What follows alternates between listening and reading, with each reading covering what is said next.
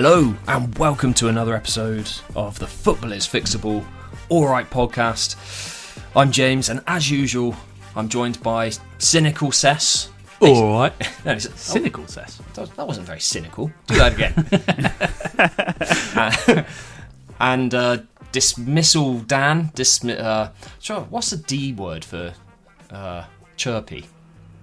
Dismal. Dismal Dan. Sounds. And hi, here's Dismal Dan. Sounds. How are you, Dan? Negative. Sorry, I'm a bit out of. Just give me a second. Are you right? Yeah, I'm just a bit.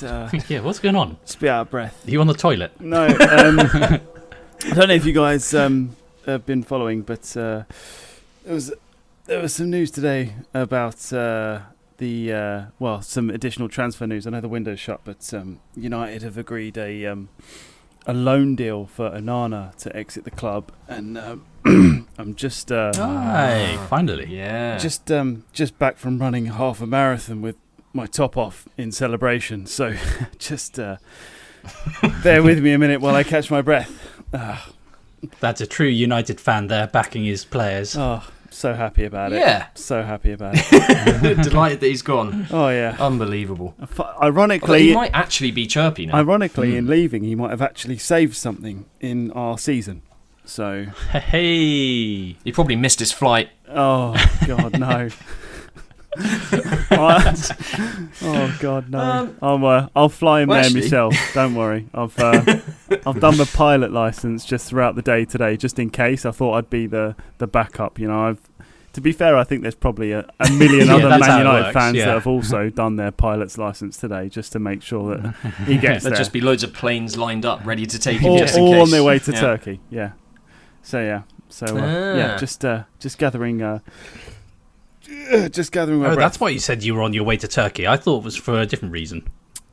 For listeners, Cess was meaning about hair there. What? No, I was going to say for a nice holiday. That could have been nice holiday. Yeah, but I suppose while you're there, you could get your hair done. Unbelievable, Dan. I wouldn't take that if I were you. No, it's perfectly okay. I'm quite proud of my receding hairline. Only because to be receding is better than to be ginger, and that is my alternative. So, yeah, I'm quite happy. So you about might as well lose your hair if you are ginger. Yeah, exactly. Is that what you're saying? Yeah, it's the better half. Who's that bloke stood in a suit behind you? Is that your agent?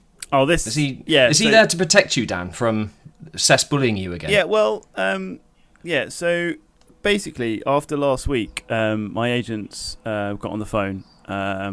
He says that I shouldn't be taking that kind of abuse, and we're going to have some talks, potentially contract talks, but it's probably gone beyond that now, and I need my freedom. So we may need to. This is probably best for both parties, to be honest. Yeah, I mean, this is. So sorry, I should probably introduce you so that you know him for future. His name's this is Gary Tortellini. Or Gary. Yeah. Oh, Gary. He won't talk to you. Yeah. No, he's not. No. Oh, he doesn't say anything. No, not right now. He's got to get himself prepared first. He's just a bit firm at the moment, is he? Yeah. He needs to get a bit al dente before he can really start talking. He's not even Italian. He's from Colchester. But yeah. All right. Well, he's adding there's a tension, a sense of like tension in the office now, which is try and be as professional as we can to try and make sure that we don't upset Dan or his agent. And Cess, I'm particularly thinking about you there. No, I'm happy to upset him. That's perfectly fine. What's he going to do? He's under a contract. That links us to today's episode. We're getting on to agents and contracts today, so it's actually a bit of a coincidence that he stood there behind you, Dan. And with that, I actually have, in my segment this week for Off the Post, we're going to have a few comments from, the aftermath of some of the transfers today. So let's get into Off the Post, shall we?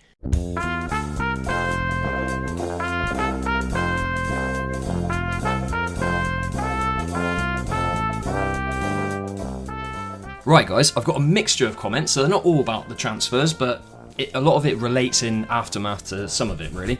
A mixture of content. And I just saw some... like you were making a cake. Like your Mary Berry. Yeah. I like it. Yeah. Well, first of all, in the kind of early minutes after Fabrizio, we all know who I mean when I say Fabrizio, I don't know if his name is trademarked. I'm just because Dan's agent is there. I don't want to. I see. You Yeah. know? So Xavi Simons gone to Spurs, and one of the best comments I picked out on that one was Xavi Simons officially retired from winning trophies. Here we go. Which I thought was very good. Kind of similar to when Eze went to Arsenal, wasn't it? Whoa. I'm going to get my agent down here in a minute, Sis. Eze won his trophy in Crystal Palace, and he thought, now I've made it, now I can just retire at Arsenal. All right, just on a nice pay packet. Yeah. Wonderful. Well, there's stories about Man City, how their signings have gone and that kind of stuff. I've got a few of those for you. So, related to Man City, there's somebody underneath saying Pep Guardiola have loaned the whole Team B, because he don't want to win anything this season. And then somebody called Susan replied to that comment saying, "That's true." Oh man, Susan knows. I mean, what is it? Susan knows more than the rest of us do, apparently. In the Garnacho switch from United to Chelsea. Oh, it's about United. Looking at Dan's reaction there. Hang on a minute. Hang on. Hang on. Yeah, Gary says we'll allow it. Okay, I'll have to be very careful about this. We might have to edit this out, so there'll be no recording of it. Somebody commented on the Garnacho move to Chelsea. Manchester United, don't bring their bad luck here. Oh, all those terrible locks that they have. Here you go. Another United one, in a sense, linked to what you were talking about earlier, Dan, with Onana leaving. One of the best comments I found underneath the Fabrizio post to say that he'd been... Is it definitely a done deal now that he's gone, or is it I believe about so. to be? I believe the loan deal, and I'm pretty sure I saw a Here We Go quite recently as well, so I'm pretty sure it's a done deal, yeah. Well, this comment, I don't know if it was a genuine mishap or if it was part of the joke that they did it this way, but somebody put in there, end of an era. Which I thought was pretty good. That's just poetry. To be fair. That's poetry. There you go. So it's been eventful the last week or so. There is Off the Post. Right, so there we are. This episode, we're going to be fixing contracts, guys. And we've got some disputes to get through, apparently. Yeah. I think this might be the first time I've said it this season, but this is a big one. That's true. Yeah, this is a big one. And it really contracts how they affect not just the football players themselves, but the clubs, and even it drives up prices for fans and all kinds of things. So we're going to be delving into all sorts of stuff there. So what really annoyed me in recent days was Visser from Brentford. You know that he's now just gone to Newcastle, just signed for them. He's really upset Brentford this whole start of the season. He hasn't played for them because of this contract dispute, right? Yeah. And then he released a statement last week. And amongst that statement, he put one particular paragraph, which kind of summed the whole thing up, really. And it is, I believe the club are unduly standing in my way, despite a series of fair offers throughout the summer. Visser's under contract. Yeah, that's a similar thing to what Isak said as well, wasn't it? Yeah. About how they had some sort of verbal agreement that he was allowed to move, and then all of a sudden, oh my God, they're not letting me move. I wasn't aware of verbal agreements. So like when you sign up for a job, do you verbally agree? Oh yeah. So then I'll get the pay rise next year, and it's got to be in the contract, right? Yeah. It's just mad. Verbal agreements, just to an extent, can be legally binding. However, it's not legally binding on top of an actual contract, an actual written contract, and signed from both parties. Yeah. And it just annoys me because a bit like Victor Gyökeres's verbal agreement to his reduced buyout clause, right, for Arsenal. Just thought I'd bring that up. Well, on that, Gyökeres, the story when Arsenal were trying to sign him from Sporting over the summer, and the Sporting chief, the head of the club, was not allowing him to leave unless absolutely they get the most money possible out of him. And they kept kind of going to the table and negotiating, then that didn't get anywhere and just dragged on and on and on. In the end, Gyökeres' agent waived his fee that he gets out of the deal so that Arsenal could pay the full amount to the club that the owner of Sporting wanted. So the agent actually helped make that transfer happen. So with that occasion, that's fine, yeah? Yeah, that's fine. Yeah. He came to Arsenal. That's fine. Okay, rules don't apply to the Arsenal players. Fine. Now we've established that, we can move I just don't get why do clubs have to pay the agents? Why is it the clubs do that? It's surely the players that Yeah, should you have hire the agent Yeah. in order to have the discussion around the table, maybe get a better deal or something, but it Yeah. shouldn't be the clubs paying them, is it? They're there on the players' behalf, aren't they? Yeah. Actors will pay their own agents. Well, you know, Yeah. why don't the players? Yeah, So, I think the biggest problem I find is that these contracts aren't relative to the rest of the world. I do remember Gary Lineker saying recently that we're kind of tuned out to it in a sense because it's only in football really that you have these kind of contracts going on. You do Yeah. get it to an extent with other sports, but not as much as in football, and it's just completely taken over football, and we've just taken it as the norm. You know, you sign a contract, but then players constantly leave during the contract. We very rarely actually see players go to the end of their contract. We kind of see it more now, so that players can have control a bit more about their future. yeah. But we're just so used to this idea that they would sign this 6-year deal and then 3 years in, they're suddenly moving. And we think, well, what's the point in the contract then? Yeah, and it's putting the club in a very difficult position because these players, that's what the club deals in. It's their assets. They need these players to be able to perform the role on the field.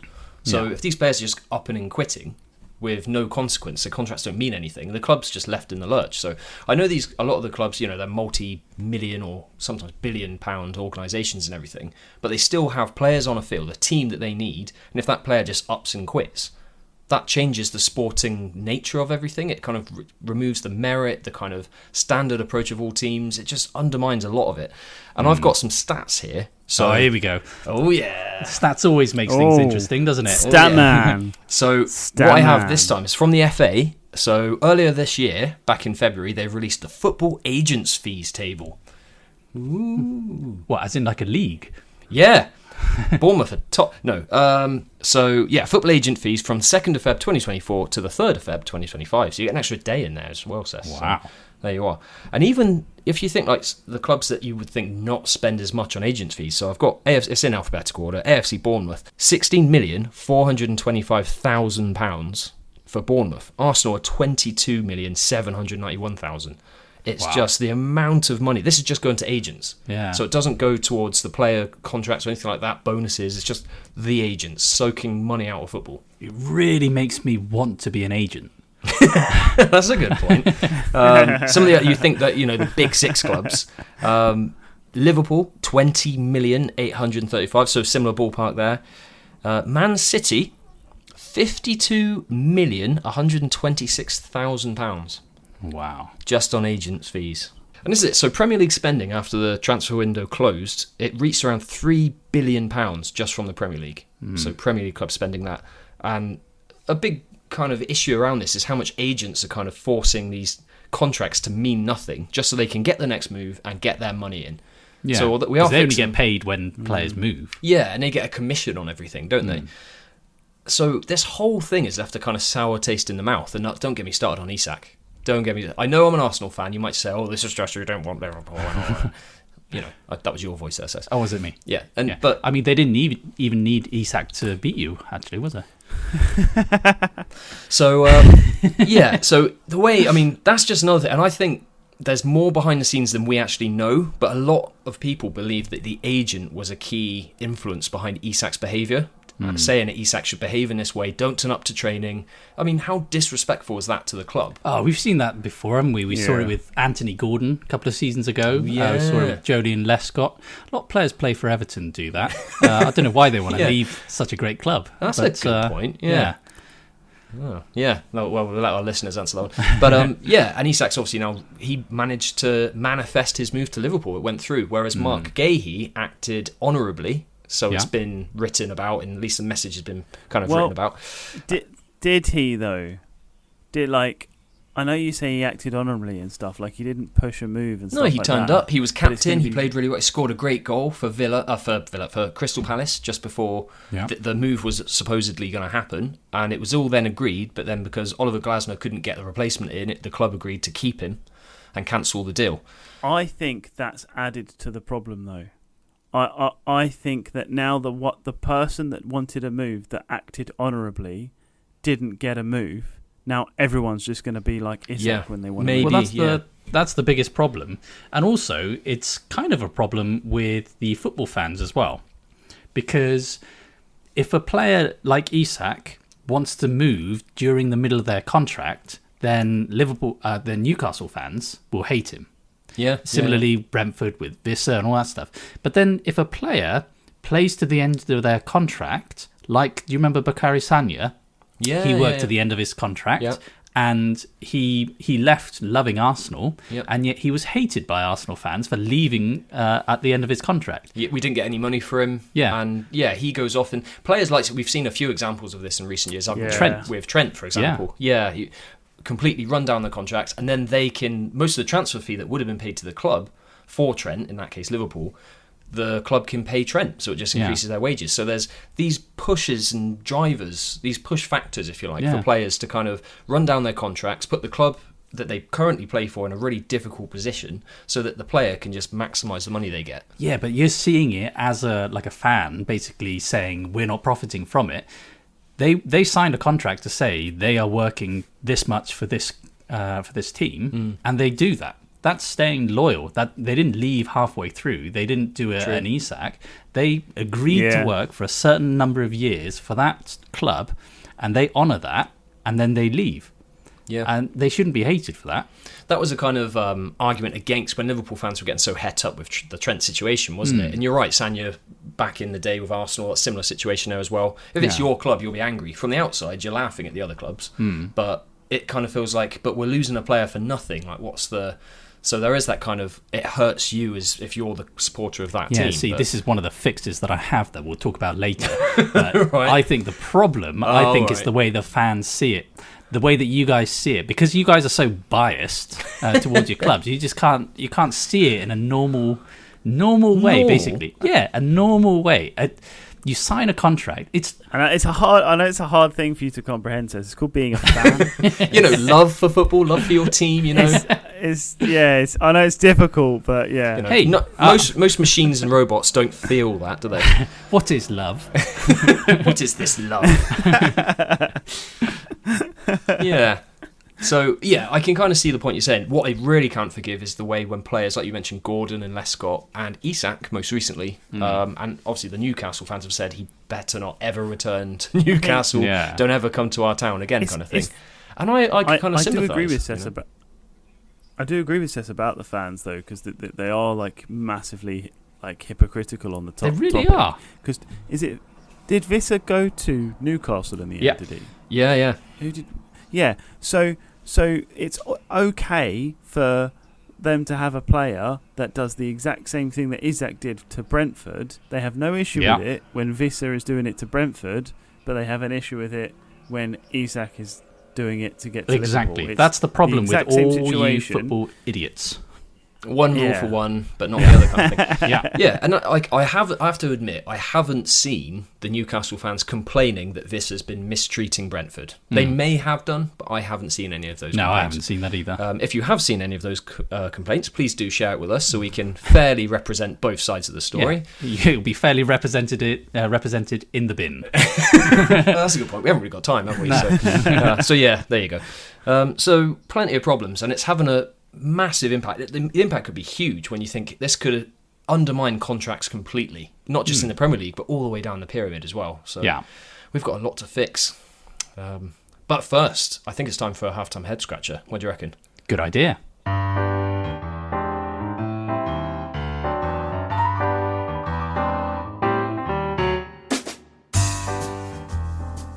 Good afternoon. It's the halftime head scratcher. I never expected to have anything interesting to say about Watford, but here we go. Which music legend has owned his beloved Hornets, not once, but twice? Find out soon.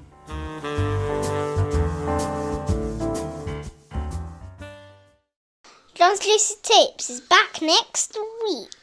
But if you want to join the league, the code is SD4GZV. What is it, Marcus? A, B, C, D, E, F, D. What now? Say it again.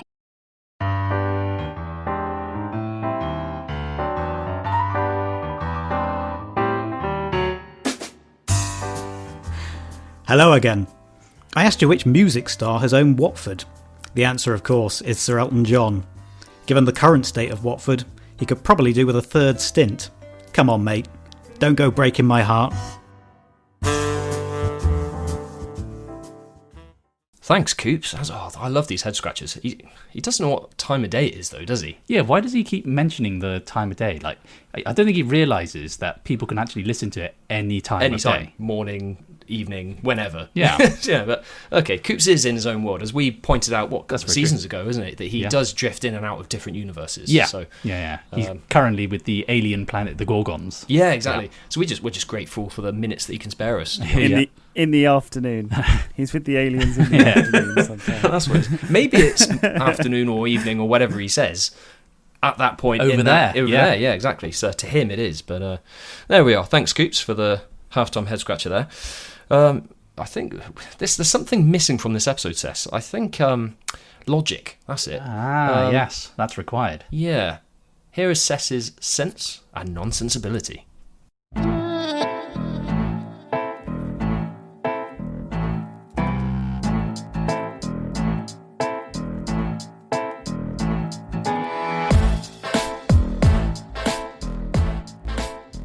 James and I used to play in the same Sunday League football team, and we used to share the same changing rooms.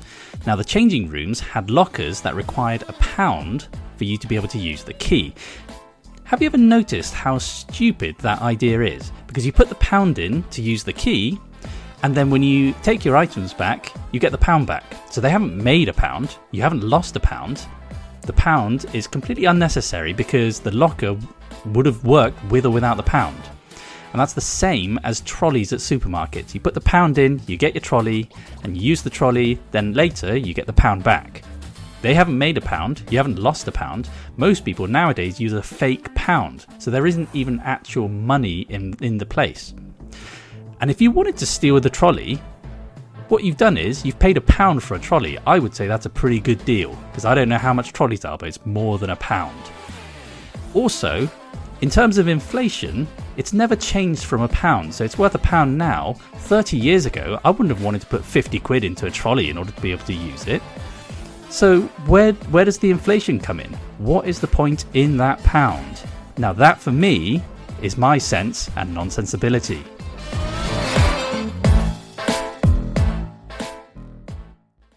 Wow. Thanks for that one, Sess. That's a good point, actually. Why do we put pounds in? If That's anything, a very good point. I am outraged, actually. Yeah. Yeah. It really does something to me. And you might need that £1, when you're going around the shop. I don't know. You might need that in the shop. The shop could be shooting itself in its own legs. You could be saying, "It's in the trolley. Can you just take the trolley for me?" Yeah. If I leave the trolley, just take it. Yeah.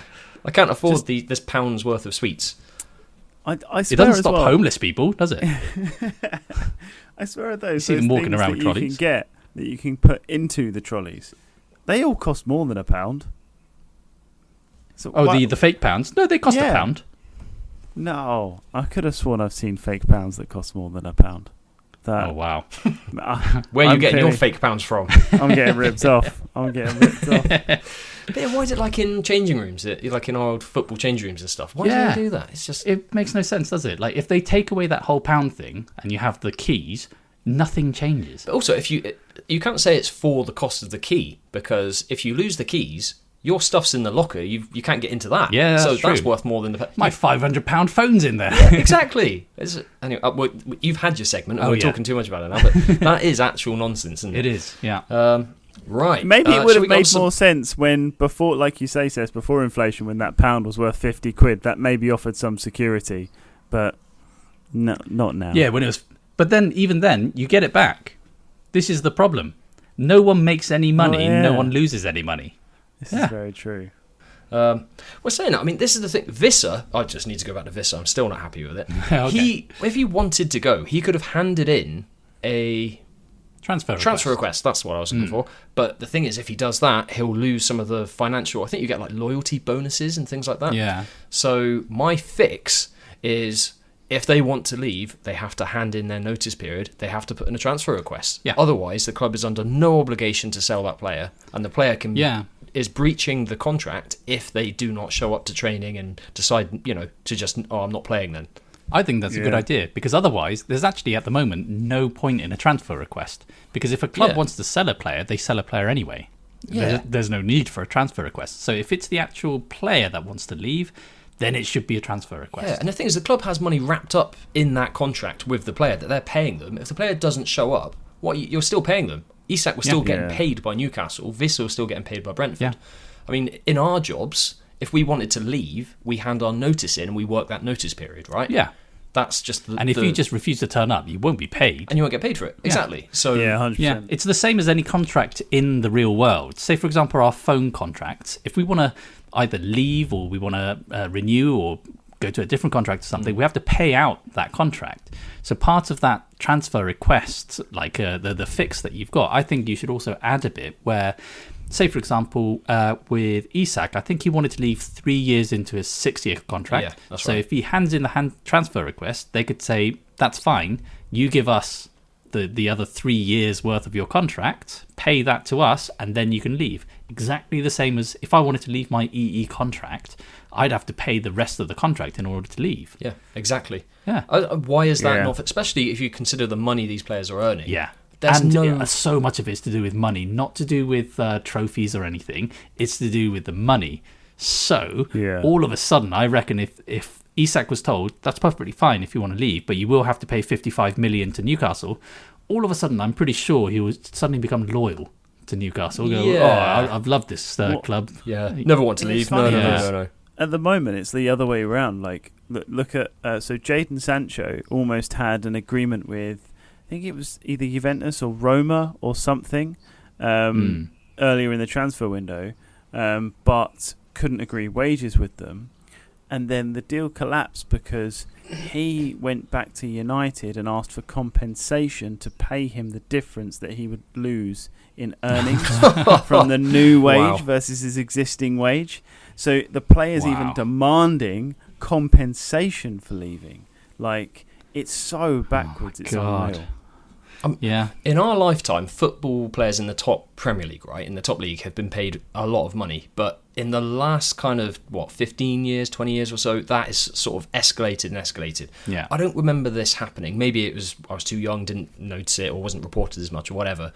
But I think this seems to be happening more now, that the salaries are getting to such a ridiculous level, just such an insane amount. These players would be giving up, like Jadon Sancho, giving up hundreds and hundreds of thousands of pounds, if not millions of pounds, if he moves to another team or something like that.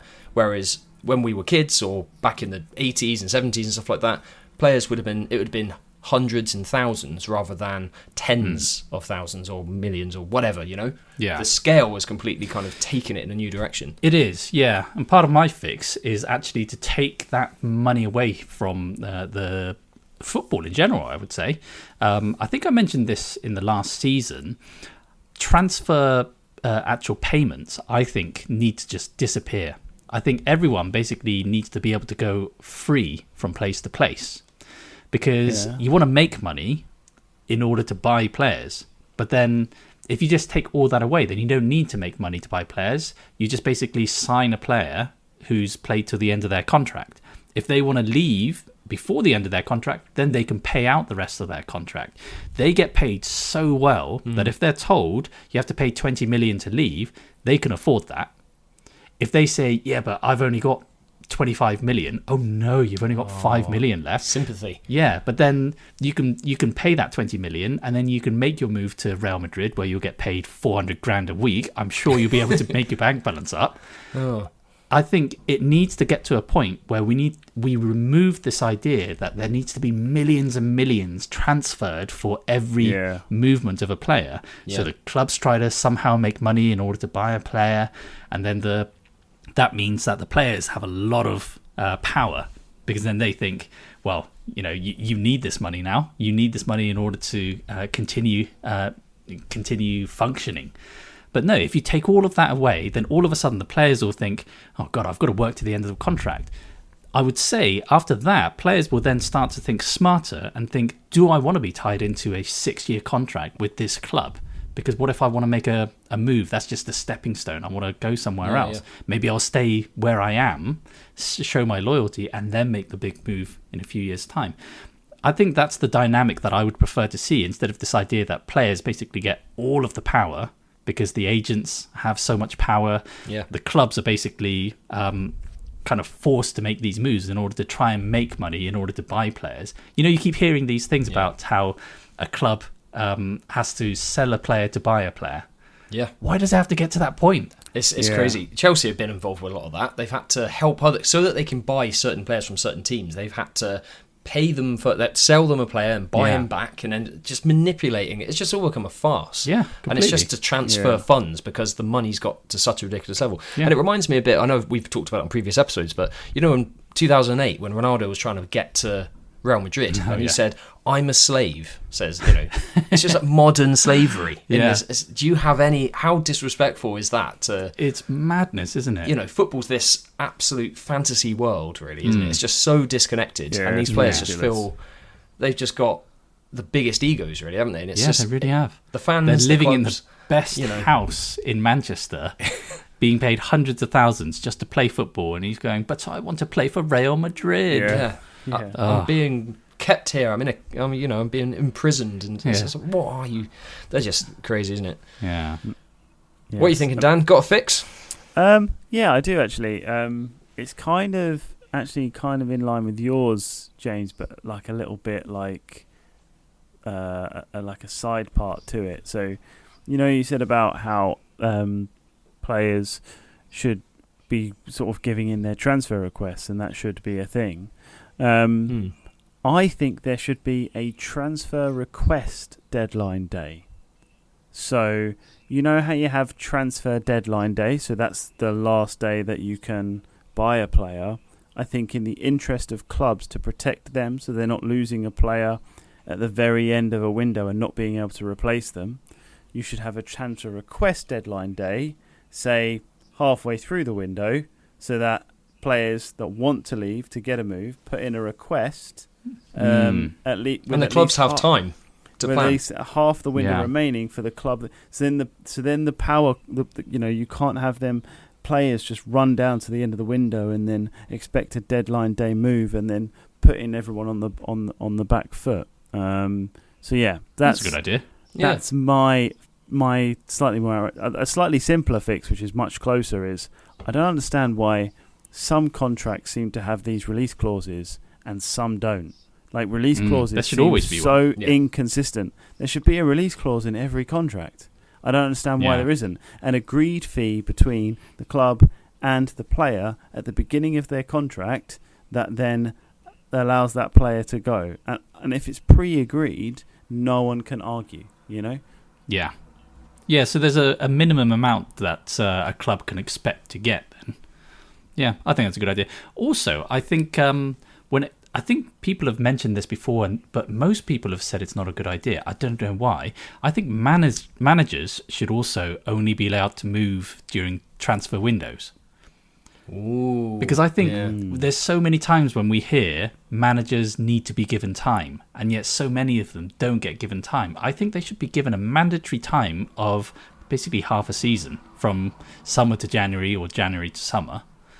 Yeah, I don't think that's unreasonable. Also, that might help to reduce the amount of money clubs are having to spend on compensation for sacking managers. I mean, look at, Mourinho has made a career out of getting sacked. How many millions of pounds has he made? Ten Hag at Leverkusen has just been sacked, probably a bit harshly, but he's going to get another multi-million-pound payout from that, as United is still paying his millions and millions of pounds for sacking him as well. Yeah. And it's just, that is another thing that drives up ticket prices, it drives up player, the costs of these players coming to the Prem is getting ridiculous. It almost feels like it's football requires gears to slow it down a little bit.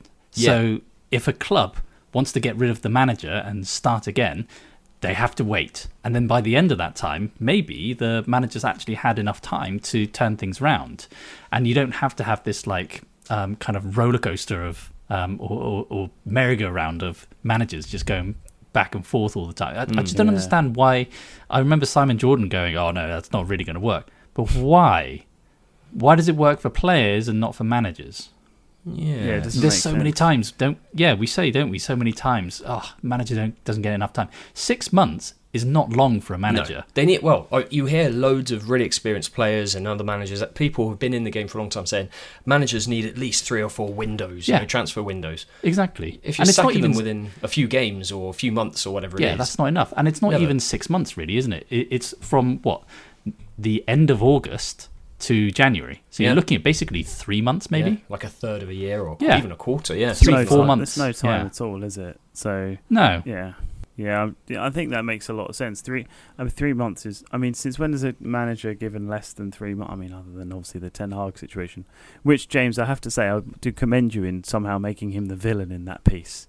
Well done. You know how highly I think of old Eric.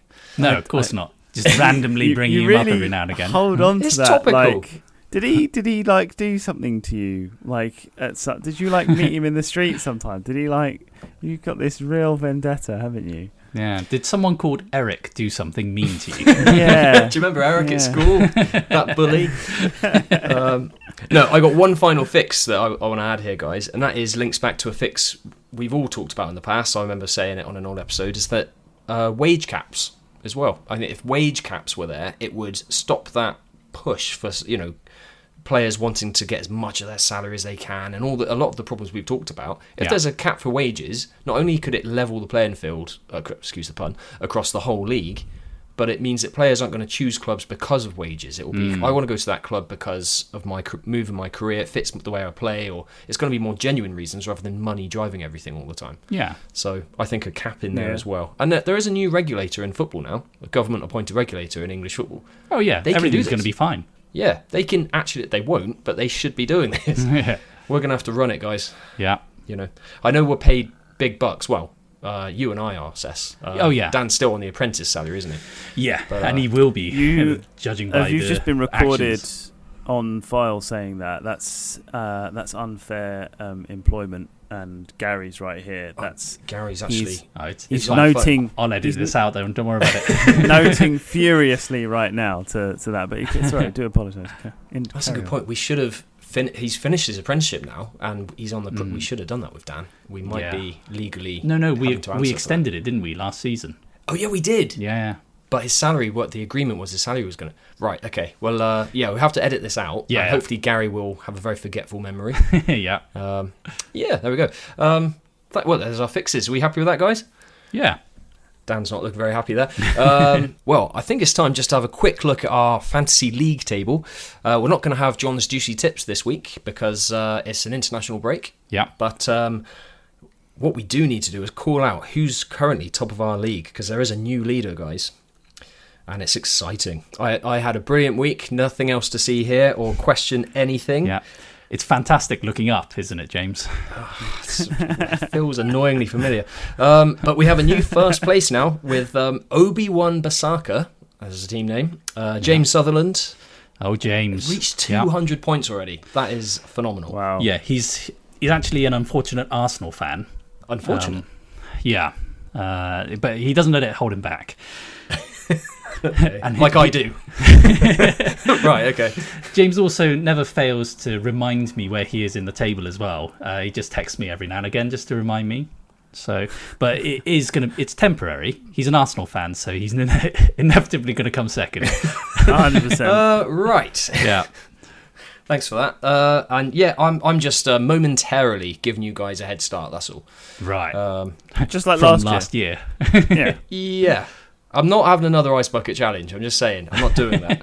No, you won't have to. No. We'll have a new one this year. Don't worry. Yeah. You need to come up with a new forfeit for maybe Dan. just a bucket of ice. Just unbelievable. But if you'd like to join our league, guys, and see if you can top this table, show us your true ball knowledge and see if you can beat all of us and our growing league. We've got quite a high number of players in there now, actually. Then you can join with the entry code SD4GZV and put your football ball knowledge to the test. Right, there we are. We happy with that, guys? Not that was a big one today. We fixed contracts in football. That was, and it's quite an easy one actually. But a lot of people just don't think about it. They just they moan about it and they just accept what's happening. That's a good point. I've done that as well, because I moaned a lot about agents' fees. One other fix, because it's too late to get the fixes in. Far too late, yeah. Oh, I can't say it now. That's gone. That's way gone. Yeah, it's in our contract. Yeah. Oh, no. I was just, clubs don't pay the agents. I'm just saying that. It's got to be the player that pays them. Simple as that. Yeah, it's not an abnormal thing to suggest, is it? No, exactly. That's what it is in the real world. Common sense, isn't it? Yeah. It's just, exactly. It reflects the real world, and that's how it should be done. Why should the clubs be held accountable for it? So, there we are. Loads of fixes in there, bags of them. Thanks, guys, and there we are. Have a great week, everyone. It's goodbye from me. It's a goodbye from me.